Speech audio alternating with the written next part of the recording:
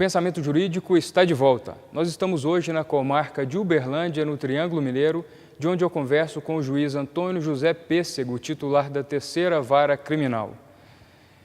Doutor Antônio, eu queria falar um pouco, nesse bloco, sobre a questão dos grampos telefônicos. Essa é uma questão polêmica e os grampos já chegaram, inclusive, no Supremo Tribunal Federal. Em 2008, houve uma denúncia de que o gabinete do ministro Gilmar Mendes, então presidente do Supremo, havia sido grampeado. O senhor acha que existe uma leniência nessa concessão dos grampos telefônicos? Uma pergunta interessante. O que nós estamos hoje em dia ainda colhendo é um resíduo, né, de uma época da ditadura, né, em que os grampos eles existiam à torta e à direito. O SNI estava aí para provar isso. Para provar isso mesmo, né? Enfim, veio a ABIN, a coisa melhorou, enfim, etc e tal. E efetivamente o legislador entendeu por bem em 1996, né, criar essa lei, né, para poder regularizar a questão de interceptação telefônica, enfim, essa questão do sigilo, enfim, dos grampos, propriamente dito. Então, eu acho que é um instituto novo, podemos dizer assim, é um meio utilizado muito para a investigação recente, em que está se fazendo o necessário para tentar coibir, e é o que eu acho correto, toda e qualquer prática que não esteja devidamente autorizada judicialmente, porque a privacidade das pessoas ela é inviolável, a não ser que haja uma autorização judicial para tal. E essas gravações ilegais, elas podem servir como prova de um processo, eventualmente? Existe uma coisa muito interessante, né, que é o fruto das árvores envenenadas, né? Ou seja, essa prova, né, até se questiona sobre essa questão.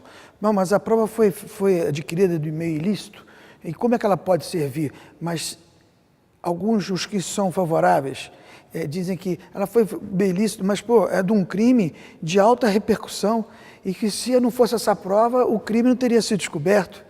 Então, mas na verdade, na essência, a legislação pátria, obviamente seguindo a linha norte-americana, nesse entendimento dos frutos das árvores envenenadas, né, não pode uma prova ilícita servir de prova para condenar ou absolver quem quer que seja. Ou seja, não pode servir de prova a um processo criminal.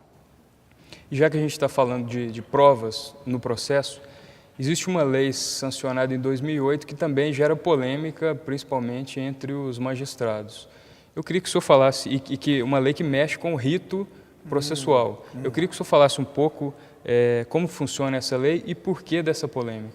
É interessante. A lei 11.719 de 2008, ela, no caso do rito comum, não tirando a questão do júri, ela tirou o regime presidencialista que ocorria em que o juiz era o intermediador das perguntas das partes às testemunhas. Agora as partes fazem direto às testemunhas, o que eu acho ótimo, Se bem que, em regra, a maioria dos operadores de direito, isso já está até sendo ultrapassado, não estava acostumado a perguntar diretamente, e o que trazia alguns transtornos no andamento.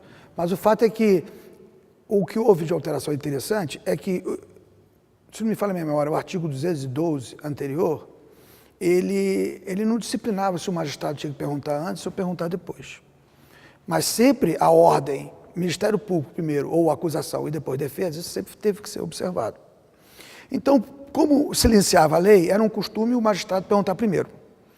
Com a lei 11.719, agora mudou esse procedimento, em que o Ministério Público pergunta primeiro, depois a defesa fala, para, por último, o magistrado, se necessário entender esclarecimentos, ele faz os esclarecimentos finais. Eu, particularmente, vejo isso um pouco com preocupação, porque, afinal de contas, eu entendi a intenção do legislador, que foi de inibir a produção testemunhal por parte do magistrado. Mas o magistrado não produz testemunha, prova testemunhal. O magistrado, ele aprecia a prova produzida pela parte testemunhal e valora para poder instruir seu convencimento e dar a sua sentença. Então, o que ocorre com essa mudança em si, eu até vejo que o princípio da ampla defesa, na essência, na minha limitada concepção, ele ficou um pouco mitigado. Por quê? Porque a defesa não vai falar por último.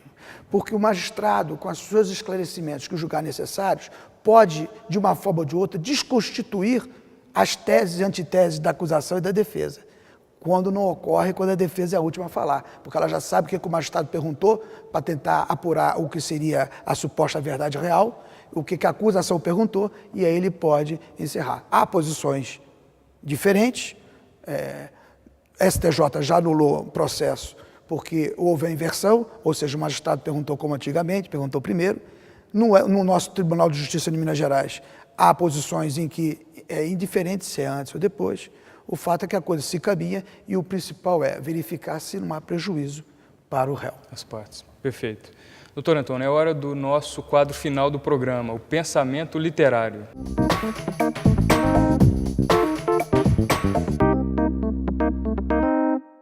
O que eu posso indicar para vocês é o Contos, uma antologia de Machado de Assis. Isso aqui são 75 contos que vêm em 3 livros. Foi na época que Machado de Assis escreveu, de 1858 a 1907. Isso aqui foi um presente que eu tive de um grande amigo meu, ex-serventuário da Justiça, que veio a falecer na década de 90, Ricardo Baixa, de leucemia. Então isso aqui muito me ajudou. Machado de Assis, Contos, uma antologia. E eu particularmente indico para todos aqueles interessados numa boa leitura, numa boa literatura. Esse é o livro que eu poderia indicar. Ok. Doutor Antônio, obrigado pela participação. O Pensamento Jurídico termina aqui. Eu conversei hoje com o juiz Antônio José Pêssego, da 3ª Vara Criminal da Comarca de Uberlândia, no Triângulo Mineiro. Nós falamos sobre tráfico de drogas, grampos telefônicos e a atuação do magistrado no rito do processo. Temas bastante polêmicos. Espero que vocês tenham gostado. Se você quiser participar com sugestões, elogios ou críticas, envie um e-mail para pensamento@amages.com.br. pensamento@amages.com.br. Até a próxima!